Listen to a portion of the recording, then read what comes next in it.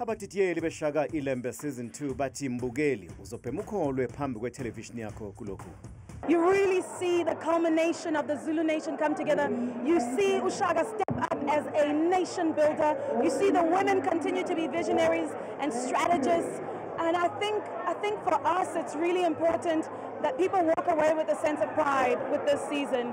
It is a magnanimous one, and I don't think South Africans will ever forget it.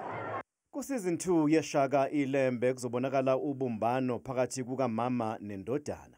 Ubambiswano ekubeni kuwe kwaba noqhekeko maningakhumbula ku-Season 1 azabe udingiswayo nje ingoba wayedingiswe uyise uJobe wahamba wabaleka wahlangana noShaka wahlala kwaZulu udingiswayo kwagcina sekwaziwa uNobamba i-character engidlalayo yazi ukuthi umntwana akasekho.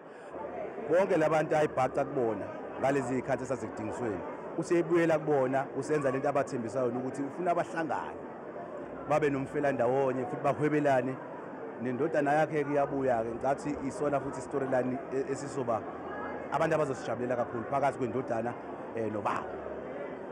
Kanti noNgomane njengogodongwane uneqhaza elikhulu ekuthatheni isihlalo sobukhosi kukaShaka. uNgomane siyambona ekhula esuka kaMthethwa inkosi ugodongwane imjuba ukuthi ahambe neLembe ayolilekelela ekuhlanganiseni isizwe sikaZulu kwabo kwaZulu manje. Nakhona mayefika khona ufika base 10 afike athola isikhundla esithile engeke ngisikhulume manje kodwa usathembekile esihlalweni. Ingonyama uShaka yabusa ngeminyaka yo-1787 kanti umlando wayo usulandiswe kakhulu ngeincwadi nemidlalo yeshashalazi netelevision. Kungani kumqoka ukuthi ulokhu uqhubekile ulandiswa? See the pride that Season 1 and Season 2 has given South Africa, and that's the reason. There is a hunger, there is a thirst, there is almost a drawing to that people really want to understand. You know, how did we become who we are today? Ukuboniswa kwesiqephu sokuqala se-Season 2 yeShaka Ilembe kubusiswe ukuba khona kukamzukulu weLembe leqamanya Lembe ngokukhalipha. Indlula mithi yamakhosi uMisuzulu kaZwelithini kaBheka uZulu.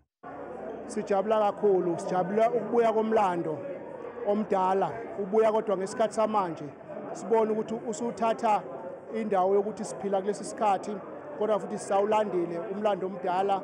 Uma sibona izinto zethu ezindala siyajabula, ikakhulukazi ukulungisa umlando weLembe ngoba awubekwanga kahle abamhlophe.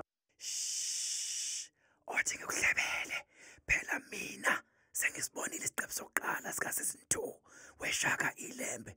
uZombisi uvele wayishobingela esebhekene neLembe elawini lalo nalapho esikwe khona indlebe iLembe layiphonsa emlilweni.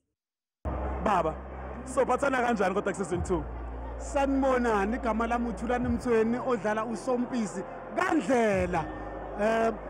Engingakusho ukuthi expect ama-fireworks, blood is gonna be split, yonke into, but it's gonna be fun at the end of the day.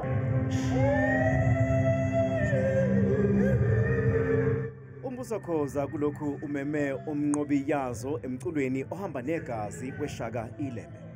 Kunomculo omusha khona umnqobi yazo futhi kuphinde kwakhona umama osuke eSwatini owenze umculo waseSwatini ngoba khona ikhathi la khona kunobudlelwane kuZulu namaSwati. Bese bakhona umculo omusha ke engiwufake nobaba uPhilip Miller. Ngeke kuzosiphuka utshani kuyosala uqwa. Bazowuzwa kwishow. Bazowuzwa kwishow, siyabonga kakhulu. Umlando usitshela ukuthi uShaka wasocongwa ngabafowabo uMbopha noDingane abasondezayo kule season entsha ezoqala ngesonto ngo-8 ebusuku kuMzansi Magic.